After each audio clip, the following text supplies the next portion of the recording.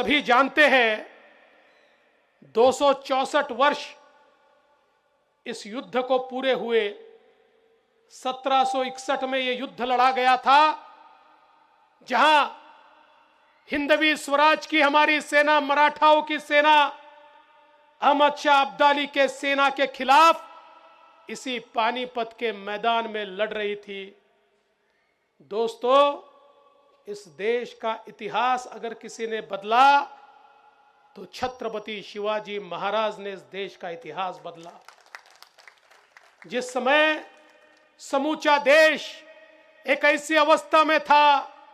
कि शायद हम में से कोई हिंदू कहलाने के लायक नहीं रहता, हम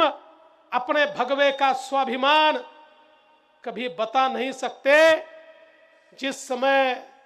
जन जन के ऊपर अत्याचार हो रहे थे, ऐसे समय आई जिजाऊ मां साहब ने एक ऐसे वीर पुत्र को जन्म दिया और उसको एक कसम दी कि जब तक इन आक्रांताओं के आक्रमण से अपने स्वकीयों को मुक्त करके स्वराज्य की स्थापना तुम नहीं करते, शिवबा, तब तक तुमको रुकना नहीं है। और छत्रपति शिवाजी महाराज ने अपने हाथ में भवानी तलवार लेकर जो शपथ खाई, वो शपथ यही थी,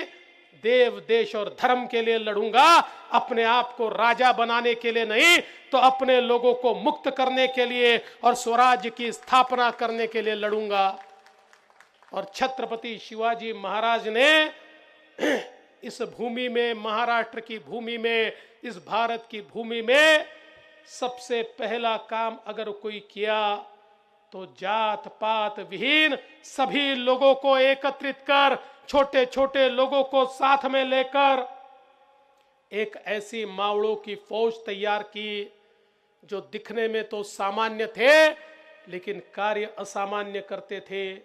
छत्रपति शिवाजी महाराज ने उनको बताया कि तुम्हारी लड़ाई ये किसी को राजा बनाने के लिए नहीं है, तुम्हारी लड़ाई देव, देश और धर्म की लड़ाई है। इस भारत भूमि को बचाना है, इस संस्कृति को बचाना है, यहाँ के जन जन को बचाना है, इसलिए ये लड़ाई हम लड़ रहे हैं। और छत्रपति शिवाजी महाराज ने मुगलों को पराजित करके स्वराज्य की स्थापना की। और उस स्वराज्य की स्थापना के बाद